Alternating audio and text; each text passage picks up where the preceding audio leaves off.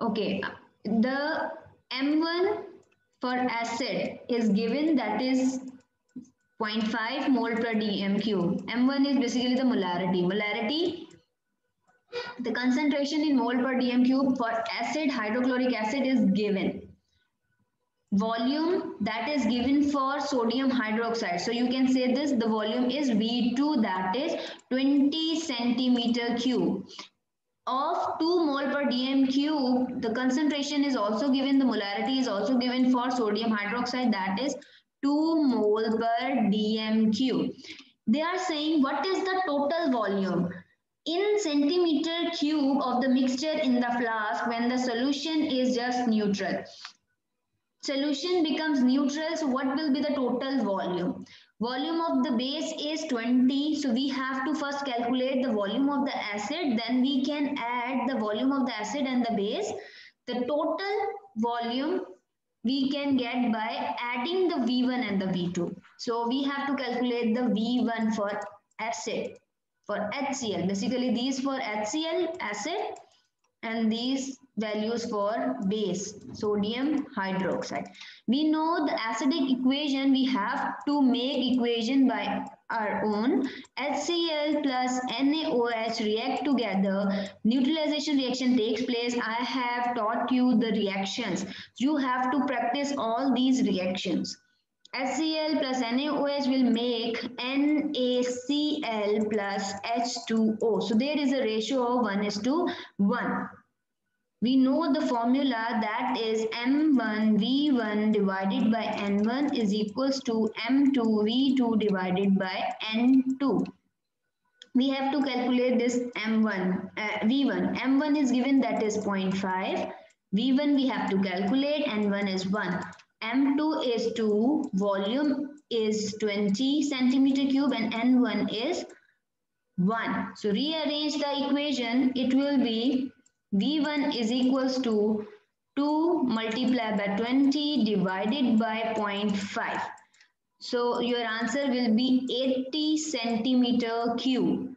This is volume 1. Volume 1 plus volume 2 will give you the total volume. So volume 1 is 80, volume 2 is 20. Total will be 100 centimeter cube. Now any confusion? No, miss. Okay, so let's move towards the next problem. Problem number 25. Using the periodic table for the relative atomic masses, which has the greatest mass? From the following, which one has the greatest mass? Iodine molecule. Moles are given. 0.1. Moles are given. You have to multiply these moles with their MR. So by calculating this, you will know the mass of all of these compounds.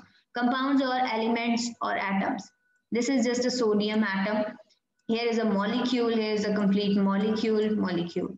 So you have to use the periodic table to know their atomic number, atomic masses, add all the atomic masses to know about the molecular mass, relative molecular mass, multiply that relative molecular mass with their moles. For iodine, multiply with 0.1. For carbon dioxide, multiply with the 0.5 moles. For barium oxide, multiply with the 1. And for sodium, multiply with the 1. By calculating all the masses, you come to know which has the greatest mass. So what is your answer? A 0.1 moles of I2. Have you all calculated this? Yes. Yes. Okay, so you are saying that option A is the correct one. Your answer is absolutely correct. Option A is the correct because the mass will be 25.4. Clear? So it will be the highest between them. Okay. Next, question number 26. What is the empirical formula of a compound containing 12 gram carbon, 2 grams hydrogen, 16 gram? This is the numerical, complete numerical of empirical formula. So what is the answer? CH2O. Anyone else?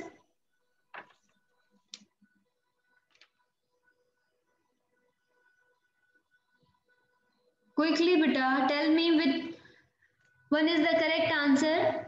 Zimal is saying the C. Have you all did this? Yes, Miss C. Yes, C is the correct answer. CH2O. You have to do this numerical stepwise. It's an MCQ, so you have to try to do this quickly. जल्दी से करना है, proper calculation दिखाने की जरूरत नहीं है. Rough work में क्विक कैलकुलेशंस दिखाएंगे और 1 मिनट के अंदर अंदर इस न्यूमेरिकल को करेंगे. ठीक है, तो C option is the correct one. Very good. Proper empirical फॉर्मूले वाला न्यूमेरिकल है, उसके थ्रू ये हो जाएगा. नेक्स्ट आइए question number 27.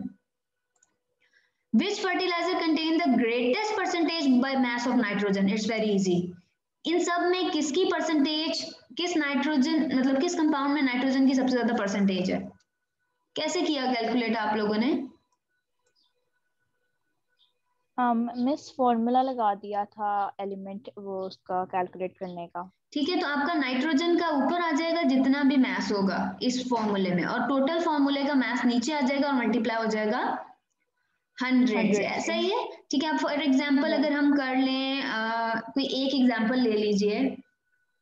Miss D answer है तो उसका ही कर लीजिए. हाँ, डी आंसर है, चले इसका कर लेते हैं. इसमें हमारे पास कितनी नाइट्रोजन हैं? How many nitrogen? Two nitrogen है ना. ठीक है, तो हमें पता है नाइट्रोजन का atomic mass 14 multiply with the 2. ठीक है, ये हो गया. अब नीचे आपने डिवाइड में इसका पूरा mr लिखना है. mr आप इसका पूरा कैलकुलेट करेंगे, that will be equals to 60. mr कैसे कैलकुलेट करते हैं? मॉलिक्यूलर मास, कार्बन का एटॉमिक नंबर, ऑक्सीजन का एटॉमिक नंबर, नाइट्रोजन 2 है तो इसका आ जाएगा n 28 और आपका हाइड्रोजन 4 6. तो इन सबको जब आप ऐड करेंगे आपका आंसर आएगा 60. तो 14 मल्टीप्लाई बाय 2 डिवाइडेड बाय 16. तो your answer multiply with 100. So your answer will be 46.67%. ये सबसे हाईएस्ट है. Abdul Rahman, it's clear? Yes miss. जी, तो D option is the correct one. ठीक है, सबके आप चेक कर लेंगे तो आपको आइडिया हो जाएगा. नेक्स्ट आइए, a volume of ethane C2H6 at room temperature and pressure. RTP is representing room temperature and pressure. ठीक है, रूम टेम्परेचर आपका 20 डिग्री से 25 डिग्री सेल्सियस तक कंसीडर होता है और प्रेशर जो है वो 1 atm होता है. रूम टेम्परेचर और प्रेशर. ठीक है, has a mass of 20 gram. Volume of ethene at room temperature and pressure has a mass of 20 gram. What is the mass of an equal volume of propene at room temperature and pressure?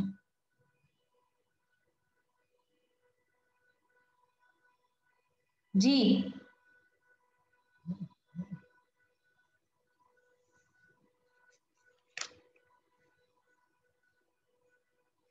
answer this. How we can know about this?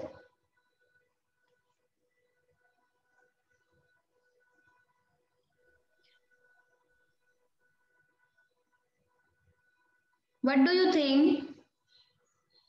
Miss I am not sure लेकिन मेरा ए आ रहा है 20 ग्राम. Okay, और कोई? Anybody else? Students, what's your answer for this question? Question number 28. Miss मेरा 28 आ रहा है. असद, ऊंचा बोलिएगा बेटा. मिस मेरा 28 आ रहा है. अच्छा, आपका 28 आ रहा है और आपका बिल्कुल करेक्ट आ रहा है. Very good Asad. कैसे किया है 28?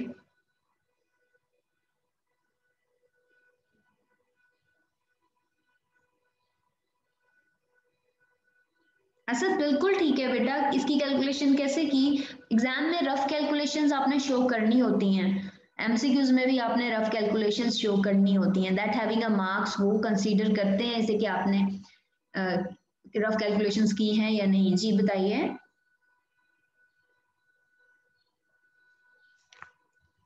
Okay, look at here. They are saying volume of ethane at room temperature and pressure has a mass 20 gram.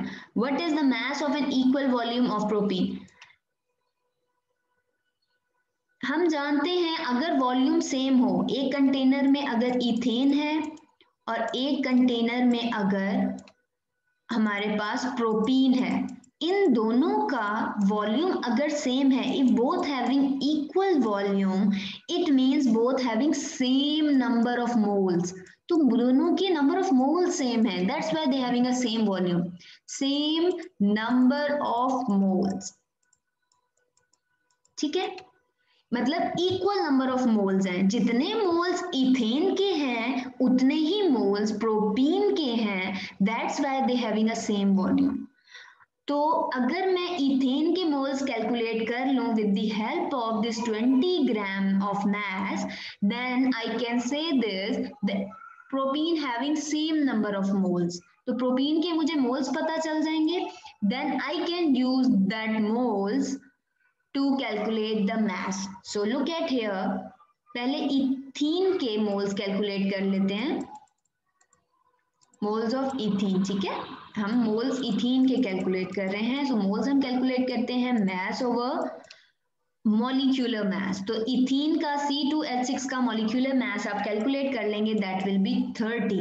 तो 20 divided by 30 will be equals to 2 divided by 3. 10 2s are 20, 10 3s are 30. 2 by 3 moles. 2 by 3 means decimals में आएगी value 0.66666. These are the moles of ethane. If there is same volume of both the gases, then their moles are equal. So propene having same number of moles.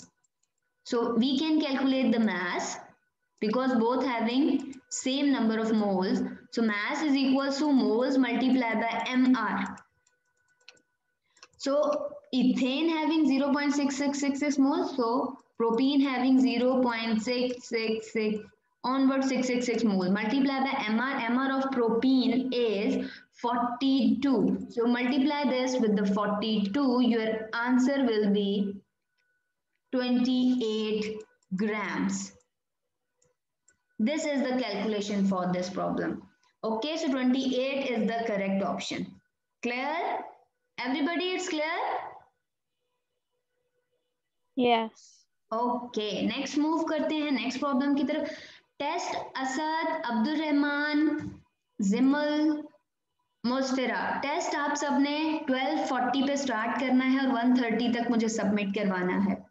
Google classroom पे test मैंने share किया है, 20 marks का test है. These marks are included in your exams. आपके online classes के test के marks आपके फाइनल एग्जाम में इंक्लूड हैं 20%.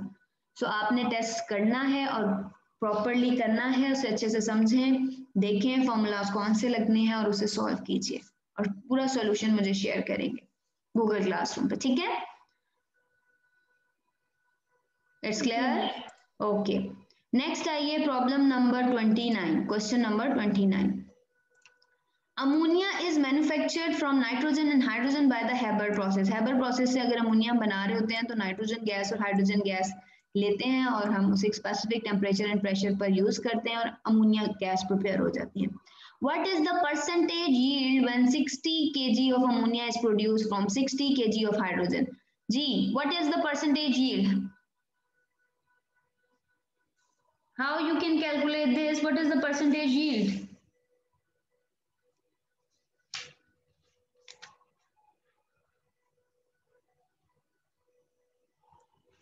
Boys and girls, what is the percentage yield?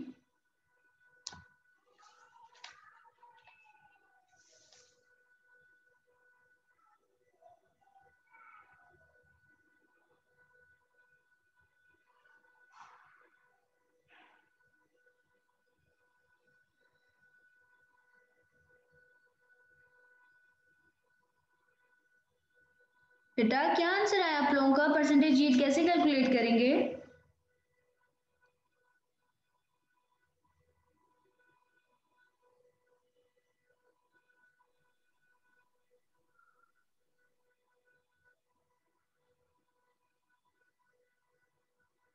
Miss मेरा 50% आया है। 50% नहीं है। और जिमल आपका, अब्दुल रहमान, मुस्फिरा आपका क्या आंसर है बेटा?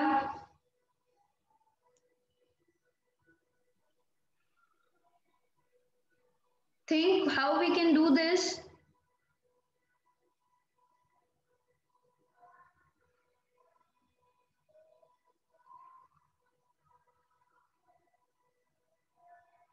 हमने अमोनिया की परसेंटेज यील्ड कैलकुलेट करनी है। What is the formula to calculate the percentage yield?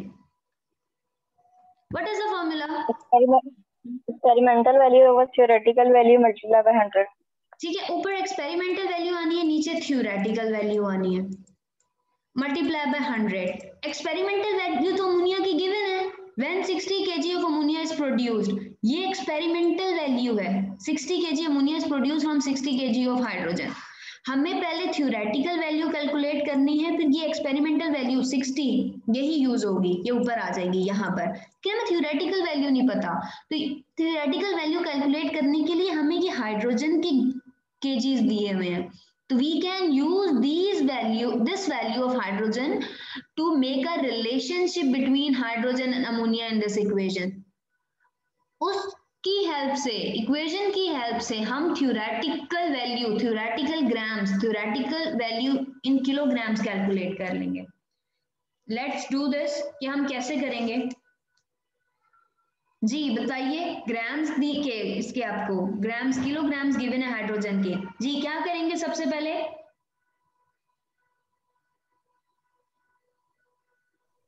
Relation लगाना है मोल्स का, क्या करेंगे बच्चों? मोल्स में कन्वर्ट करेंगे पहले। जी, फर्स्ट ऑफ ऑल ये तो केजी में है, सबसे पहले इसे चेंज कर लीजिए ग्राम्स में। केजी से ग्राम में कैसे जाते हैं? केजी से ग्राम में जाने के लिए मल्टीप्लाई बाय 1000 करते हैं, ठीक है? तो आप 60 मल्टीप्लाई बाय 1000 कर देंगे तो इट विल बी 60,000 ग्राम्स। ये हाइड्रोजन के ग्राम्स में वैल्यू आ गई इसकी। अब हम इसे मोल्स में चेंज कर लेते हैं। तो मोल्स का फॉर्मूला होता है grams divided by molecular mass. तो ग्राम्स है 60,000 grams divided by molecular mass of hydrogen, that is 2. तो 60,000 divided by 2 will be equals to 30,000, ठीक है? तो ये आपका आंसर आ जाएगा 30,000। तो ये मोल्स आ गए हैं, किसके? हाइड्रोजन के मोल्स आ गए हैं। जब 60 kg हाइड्रोजन यूज की जाती है तो उसके इतने मोल्स प्रेजेंट होते हैं। अब इक्वेशन में रिलेशन लगा लेते हैं। इक्वेशन के according the relationship is 3 moles of hydrogen are producing 2 moles of ammonia. Ammonia के 2 moles produce कर रहा है। Is it clear? If there are 30,000 moles of hydrogen, then how many moles of ammonia will produce? 2 multiply by 30,000. Is it clear? ये वाली value इससे multiply होगी, जो first में लिखी है वो डिवाइड होती है। 30,000 डिवाइडेड बाय 3। तो आप ये सब वैल्यूज डिवाइड और मल्टीप्लाई कर लें तो आपका आंसर आएगा, क्या आंसर आएगा? 20,000। What will be your answer?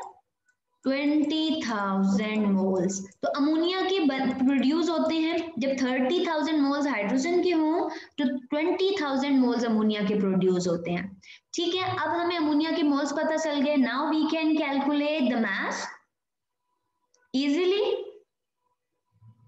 Moles given है, मास कैलकुलेट हो सकता है। Formula is mass is equals to moles multiply by mr। So moles are 20,000। Moles के साथ आपने अमोनिया का मॉलिक्यूलर मास मल्टीप्लाई किया, that is 17। Your answer will be 34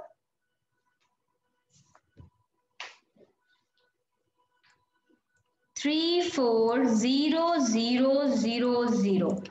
4 zeros will be used.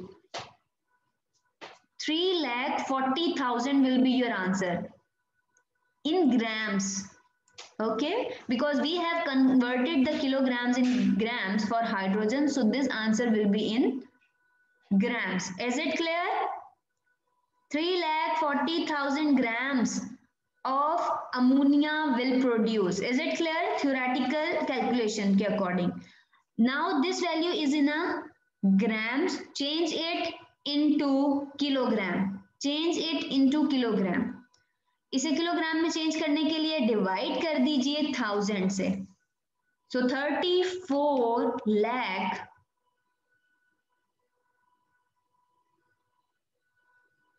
will be divided with the 1000. Your answer will be 340 kg. 340 kg kilogram. अभी आप अपना numerical का ये फर्स्ट जो आपने हमने अभी इक्वेशन लिखी थी, ये percentage yield is equals to experimental value divided by theoretical value multiplied by 100. experimental value is 60, theoretical value हमारी आ गई, ये किलोग्राम में थी ना, दैट्स वाई हमने इसे भी चेंज कर दिया किलोग्राम में. दोनों यूनिट सेम होने चाहिए, किलोग्राम में ऊपर वाली वैल्यू तो नीचे वाली भी किलोग्राम में. हमने हाइड्रोजन की क्यों चेंज की थी? Miss, why we have changed the kgs of hydrogen? Because moles का फॉर्मूला होता है mass in gram divided by molecular mass. तो आप kg में mass नहीं रख सकते फॉर्मूले में, आपको ग्राम्स में चेंज करना ही है. ठीक है, तो लास्ट में जब आपकी ग्राम्स में वैल्यू आई है उसे किलोग्राम में इसलिए चेंज किया है because 60 kg ammonia is given. तो एक्सपेरिमेंटल वैल्यू में 60 kg है, तो आपने थ्योरेटिकल यूनिट भी सेम रखना है. So that's why 340 kilogram. 60 divided by 340 multiply by 100, तो आपकी परसेंटेज यील्ड आ जाएगी 60 डिवाइडेड बाय 340 17.6 जी. 60 divided by 340 multiplied by 100, your answer will be 17.6. Your answer will be 17.6%. और ये आपका ऑप्शन है B. I will share this recording with you.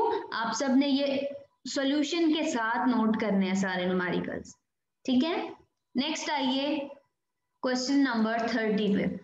Which compound produce the greatest number of ions when 1 mole is dissociated in water? इन सब में से कौन सबसे ज्यादा आयंस प्रोड्यूस करेगा? ये आपका चैप्टर 7 से रिलेटेड है. चैप्टर 7 जिसे आता है क्लियरली वो इजीली ये प्रॉब्लम समझ सकता है. जी बताइए.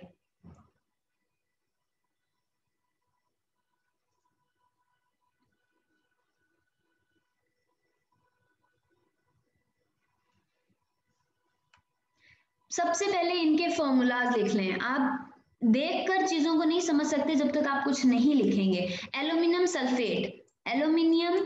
सल्फेट की वैलेंसी होती है 2 माइनस और एल्यूमिनियम की वैलेंसी होती है 3 प्लस. ठीक है, तो दैट्स व्हाई Al2 ब्रैकेट में, क्योंकि ये रेडिकल है, SO4 3, ये एल्यूमिनियम सल्फेट का फॉर्मूला होता है. बेटा फॉर्मूलाज लिखना प्रैक्टिस कर लीजिए. अगर हम इसे इसके आयंस में डिसोसिएट करेंगे तो it will produce 2Al, 2 moles of Al 3 plus 3 moles of SO4 2 minus, because इसके 3 मोल्स हैं, यहाँ 3 है और इसके लिए 2 है. ठीक है, तो इसके 2 मोल्स और इसके 3 जो हैं वो इस मॉलिक्यूल को न्यूट्रल बनाते हैं. इसी तरह आप अमोनियम कार्बोनेट के लिए कर लीजिए. अमोनियम कार्बोनेट का फॉर्मूला होता है NH. अमोनियम है तो NH4 है, we know this. NH4 ammonium. Carbonate is CO3. Carbonate की वैलेंसी होती है 2 माइनस, अमोनियम की वैलेंसी होती है 1 प्लस. तो ये 2 है तो इसके अमोनियम के नीचे आना है इसने, because we know there is a switch of valencies. तो यहाँ 2 आ जाएगा और यहाँ 1 लिखा है तो हमें इस रेडिकल के नीचे लिखने की जरूरत नहीं. This is a radical. Group of atoms having a charge is called radical. तो इसके नीचे अब हम 1 नहीं लिखेंगे. This is ammonium carbonate. अगर आप इसे पानी में डिसॉल्व करेंगे तो अब्दुल रहमान क्या बनेगा?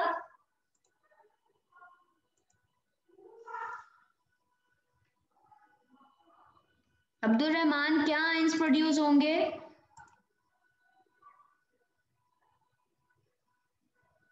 मुस्फिरा, असद, जिमल. बच्चों क्या आंसर्स बनेंगे? स्पीक.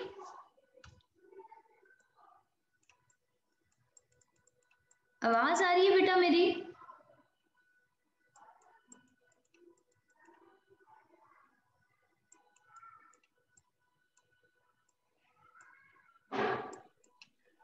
टू मोल्स आपके अमोनिया के प्रोड्यूस होंगे और 1 मोल आपका कार्बोनेट का प्रोड्यूस होगा। इसी तरह आप अमोनियम नाइट्रेट के लिए शो कर दीजिए कि अमोनियम नाइट्रेट के कितने प्रोड्यूस होंगे। अमोनियम नाइट्रेट का फॉर्मूला होता है NH4NO3। This is the formula of ammonium nitrate. दोनों का 1 मोल प्रोड्यूस होगा। इसी तरह आप कैल्शियम नाइट्रेट का चेक कर लीजिए, CaNO3 ट्वाइस 2। तो इसमें आपका कैल्शियम का 1 मोल प्रोड्यूस होगा और इसमें आपके नाइट्रेट के 2। तो आपसे क्वेश्चन कर रहे हैं which compound produce the greatest number of ions when 1 mole is dissolve in water. So in सब के 1 मोल, ये 1 मोल है, ये भी 1 मोल, ये भी 1 मोल, ये भी 1 मोल। जब वाटर में डिसॉल्व करेंगे तो अमोनियम कार्बोनेट के आपको 3 मोल्स मिलेंगे, अमोनियम नाइट्रेट के आपको 2 मोल्स मिलेंगे और कैल्शियम नाइट्रेट के आपको 3 मोल्स मिलेंगे।